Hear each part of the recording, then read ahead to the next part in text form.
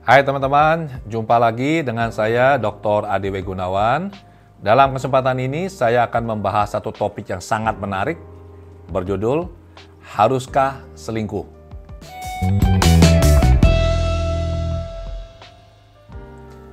Dalam perjalanan karir saya sebagai hipnoterapis klinis, saya bertemu dan membantu cukup banyak pasangan yang bermasalah karena ada perselingkuhan.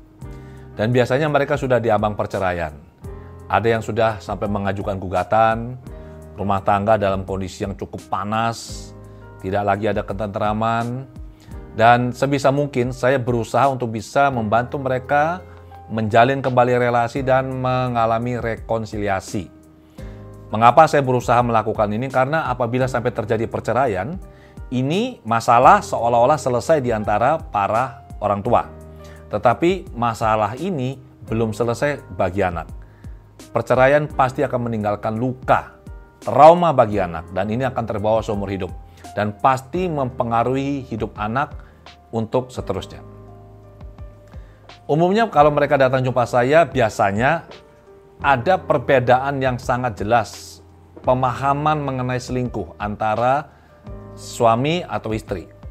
Jadi saya biasanya akan menjelaskan dulu definisinya. Ini perlu disepakati dulu supaya kita punya titik pijak yang sama. Selingkuh saya definisikan sebagai ketidaksetiaan secara fisik atau emosi atau kombinasi dari keduanya. Jadi kalau berdasarkan definisi ini maka kita mengenal ada 3 macam selingkuh. Yang pertama adalah selingkuh secara fisik, kemudian selingkuh secara emosi, dan kombinasi dari keduanya. Dari pengalaman praktek selama ini teman-teman ada banyak sekali penyebab orang selingkuh. Banyak sekali ya. Saya akan sampaikan saja hal-hal yang sering kami temukan di ruang praktek. Penyebab utama dari temuan kami di ruang praktek orang selingkuh itu adalah karena baterai kasihnya kosong. Jadi di dalam diri kita ini ada baterai kasih. Baterai ini perlu dicas setiap hari. Kalau tidak dicas, isinya kosong dan tanpa disengaja dicas oleh orang lain, maka terjadilah dorongan atau hasrat untuk semakin dekat dengan orang itu sehingga terjadi perselingkuhan. Faktor lain juga adalah karena GGC atau getar-getar cinta, sehingga rasanya kok hambar sih sekarang rumah tangga, katanya seperti itu. Dan si suami ataupun istri itu ingin bisa merasakan kembali GGC ini, maka mereka selingkuh. Ada juga karena balas dendam. Pasangannya selingkuh, ketahuan, si istri atau suami marah sekali dan menghukum pasangannya dengan dia juga berselingkuh. Ini sama seperti sudah ada api, dikasih bensin lagi itu atau minyak sehingga apinya makin besar ya. Selingkuh juga bisa disebabkan karena seseorang ini sering curhat. Jadi berawal dari curhat, biasanya ini antara lain jenis ya, pria dengan wanita atau wanita dengan pria, mulailah cerita soal masalah apalah, masalah di rumah atau masalah rumah tangga, sampai akhirnya muncullah empati, dan empati ini melibatkan emosi. Bisa juga selingkuh karena CLBK, cinta lama belum kelar. Ini seringkali terjadi, misalkan tidak sengaja jumpa mantan di media sosial atau selesai reuni biasanya, reuni SD, SMP atau SMA. Selingkuh juga bisa disebabkan karena imprint, di mana seseorang dalam posisi sebagai figur otoritas, disadari atau tidak, disengaja atau tidak, memberikan sugesti yang menjadi dasar dari bawah sadar untuk mendorong si klien ini untuk berselingkuh. Bisa juga ada bagian diri atau EP tertentu yang mendorong klien untuk berselingkuh. Atau juga alasannya ada orang ketiga lah, keempat, kelima, dan seterusnya. Ada juga klien yang tidak tahu kalau selingkuh itu salah atau tidak boleh. Klien ini beralasan, loh saya kan tidak melakukan hal yang buruk bagi keluarga saya tetap bertanggung jawab pada keluarga saya menafkahi keluarga saya, yang penting kan itu. Nah, dia tidak tahu kalau selingkuh itu tidak boleh. Pemahaman yang tidak tepat juga bisa. Ada yang mengatakan, Pak, selama saya tidak berhubungan seks, itu tidak selingkuh. Kemudian pembenaran, nah ini terjadi. Ada seseorang yang senang dengan orang lain, ya pasangan, kemudian dia pergilah ke seorang hipnoterapis, minta diregresi ke past life. Di situ ditemukan bahwa pasangan selingkuh ini dulunya adalah soulmate, sehingga itu menjadi alasan atau pembenaran mereka melanjutkan relasi mereka di kehidupan saat ini. Yang mengerikan teman-teman, pernah ditemukan ada entitas, ada sesuatu dari luar diri klien masuk ke dalam diri klien dan dia mengendalikan atau menguasai diri klien ini. Sehingga terjadilah dorongan yang tidak bisa ditahan untuk melakukan perselingkuhan. Apabila kita rangkum dari semua ini, faktor-faktor yang sudah saya jelaskan barusan, apa sih sebenarnya yang dicari oleh orang selingkuh? Apa sih sebenarnya? Cuma satu, sensasi atau emosi tertentu. Itu saja yang dicari sebenarnya. Bisa perasaan senang, perasaan puas karena balas dendam, perasaan dihargai, perasaan dicintai, deg-degan, atau apapun. Intinya hanya satu, ada emosi bermain di balik semua ini. Dan ini bisa dibereskan, teman-teman. Cara yang umum dilakukan untuk bisa mencegah terjadinya perselingkuhan adalah bagaimana tentunya kita memperkuat relasi atau ikatan keluarga, benar nggak? Caranya bisa meningkatkan dan menguatkan nilai-nilai moral dan agama, sehingga kalau ada godaan itu kita kuat dan kita tahu ini nggak boleh, ini salah, ini saya tidak boleh meneruskan. Walaupun ada dorongan entah kenapa ya, tapi ini nggak boleh diteruskan. Bisa dengan merawat dan terus membesarkan api asmara, di mana pasangan ini secara sadar mereka bersama-sama terus memelihara api ini, mengobarkan semakin besar. Kemudian juga bisa terus dengan cara mengisi baterai kasih secara sadar. Jadi suami mencas baterai kasih istri, istri mencas baterai kasih suami, sehingga tidak dicas oleh orang lain. Bisa juga terbuka dalam komunikasi. Kalau ada ketertarikan, mungkin ada perasaan tidak nyaman, ya pasangan ini bisa cerita ke pasangannya, suami ke istri, istri ke suami, sehingga terjadilah resolusi dari kondisi ini. Kita juga perlu mengenal dorongan hati. Kalau ada suatu dorongan yang kayaknya tidak wajar, kok saya suka sama orang ini ya, itu sesuatu yang tidak wajar kan? Bukan sesuatu yang jelek. Ini akan menjadi jelek apabila kita mengikuti dorongan hati yang tidak wajar ini. Begitu kita tahu ada dorongan hati yang tidak boleh kita ikuti, ini segera dibereskan. Kemudian juga bisa melakukan konseling keluarga pada ahlinya. Jangan pada teman yang tidak kompeten. Banyak masalah muncul, kenapa? Karena seseorang ini, entah suami atau istri, yang bermasalah karena pasangannya selingkuh, kemudian mereka konsultasi atau cerita pada teman kerja atau rekan di gym atau di mana lah. Akibatnya mereka mendapat input yang tidak tepat, kondisi makin runyam. Anda juga bisa minta bantuan hipnoterapis untuk mengatasi ini. Saya kasih satu contoh. Misalkan untuk baterai kasih kosong, maka nanti Anda akan diajarkan bagaimana mencas baterai kasih pasangan Anda. Kalau misalkan suami ini adalah orang yang bahasa kasihnya adalah waktu yang berkualitas dan pujian, sementara istri bahasa kasihnya adalah pelayanan dan pemberian hadiah, maka ini tidak matching. Ya, istri tidak bisa mencas baterai kasih suami, suami tidak bisa mencas baterai kasih istri, sehingga terjadilah kekosongan. Nah, kalau dipahami baterai kasih ini, dipahami bahasa kasih masing-masing, maka suami dan istri ini bisa saling mencas baterai kasih pasangannya, sehingga tidak perlu dicas oleh orang lain. GGC bagaimana? Getar-getar cinta. Ini mudah. Kalau sekarang sudah ada greget, ya kita sebagai hipnoterapis saya akan tanya, greget ini terasanya kapan getar-getar cinta ini? Oh dulu waktu masih pacaran. Ya sudah. Dengan menggunakan teknik tertentu, kami bisa memunculkan kembali GGC ini dari masa itu. Kemudian GGC ini muncul sangat kuat dan ini bisa kita bawa ke masa sekarang dan kita hubungkan dengan pasangan yang sekarang. Si istri atau suami. Sehingga setiap kali lihat pasangannya, wah, getar-getar cintanya ini menggelora ya. Jadi berbinar-binar seperti dulu. Balas dendam. Suami atau istri selingkuh, pasangannya balas dendam untuk menghukum si peselingkuh ini. Selama emosi, perasaan terluka, kecewa, mungkin marah, sakit hati, sedih, apapun ini, perasaan tidak terima, belum dinetralisir, maka dorongan untuk balas dendam dalam bentuk tindakan selingkuh itu tetap akan ada dan bisa semakin kuat. Maka kalau ini terjadi, emosi marah atau kecewa karena mendapati pasangan selingkuh, ini perlu dinetralisir. Dan tentu saja pasangannya juga perlu dibantu untuk bisa menetralisir dorongan selingkuhnya. Bagaimana dengan curhat? Saran kami adalah jangan deh. Kalau soal curhat-curhat seperti begini, lebih baik serahkan pada ahlinya. Oke?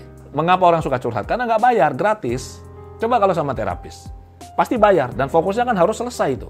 Kemudian, cinta lama bersemi kembali. Nah, ini yang terjadi adalah di dalam diri seseorang ini, katakanlah misalkan yang selingkuh adalah suami, ya. Bisa saja istrinya jangan selingkuh, tapi saya ngambil contoh suami. Misalkan si suami selingkuh, setelah pulang dari reuni SMP misalkan. Di sana dia jumpa dengan mantannya dulu, ya. Nah, cinta lama bersemi kembali artinya di dalam diri suami ada satu bagian diri di bawah sadarnya yang selama ini dorman. Bagian ini yang suka sama mantannya, yang waktu SMP itu. Yang menikah dengan si istri yang sekarang ini adalah bagian diri yang lain, yang suka dengan si istri ini. Jadi pada saat jumpa si mantan dulu, secara tidak sengaja, ini si EP ini yang selama ini tidur dorman tidak aktif, tiba-tiba terpicu, kembali aktif. Dan setelah aktif, nah dia terus mendorong si suami, si klien ini untuk berpikir mengenai si mantannya, kemudian dia cari di media sosial atau dia chatting, dia curhat, whatever lah.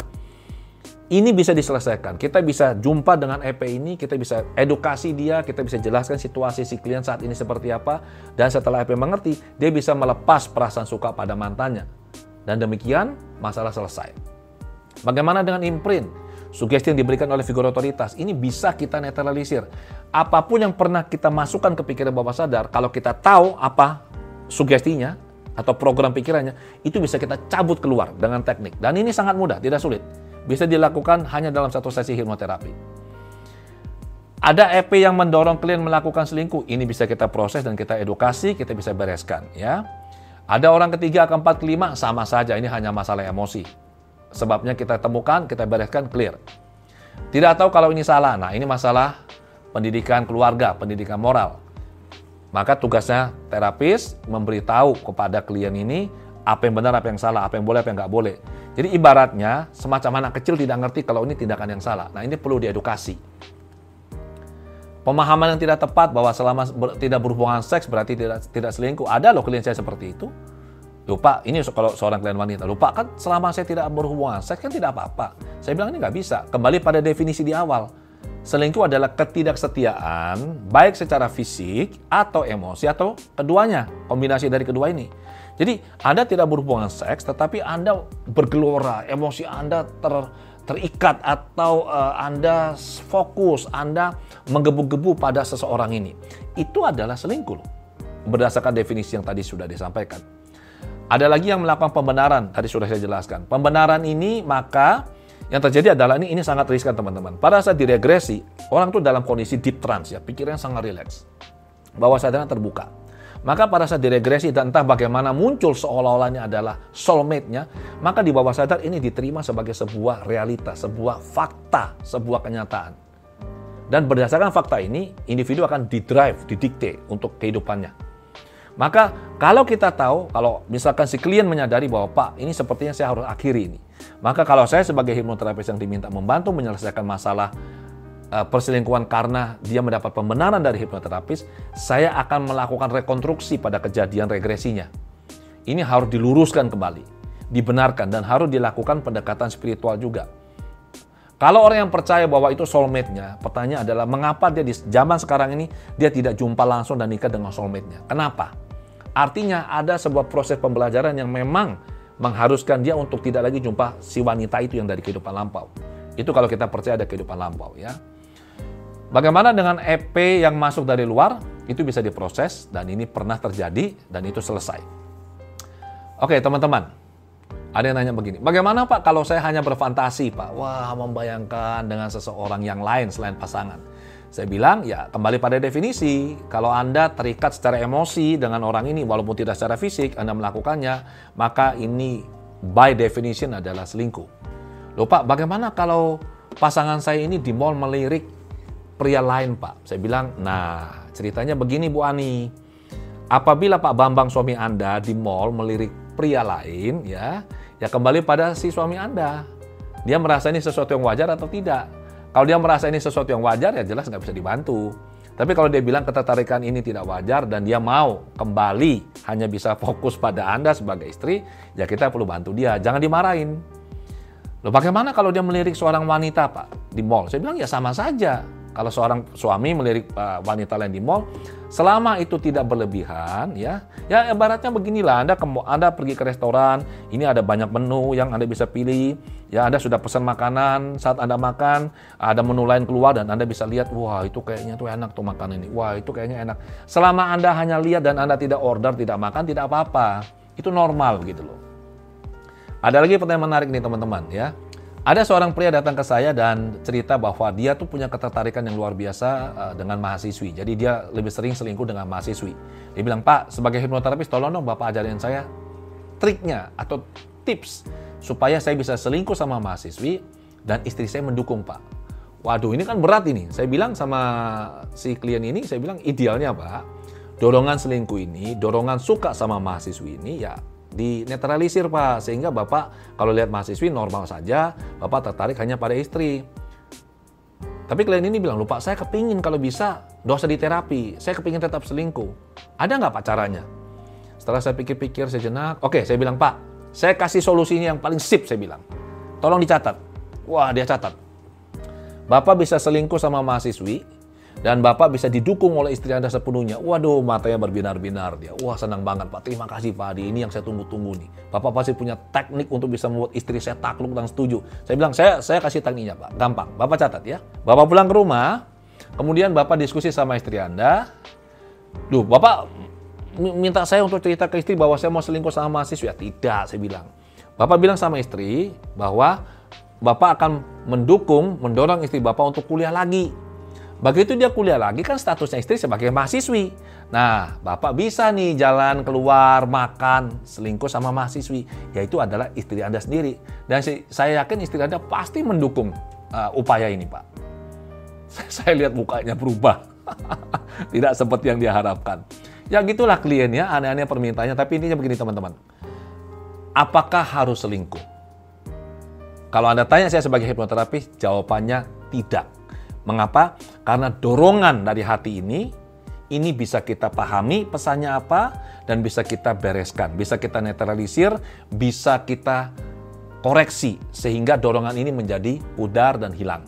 Dan cinta yang katanya sudah lama tidak lagi terasa di dalam hati, ini bisa dimunculkan kembali dengan sangat mudah.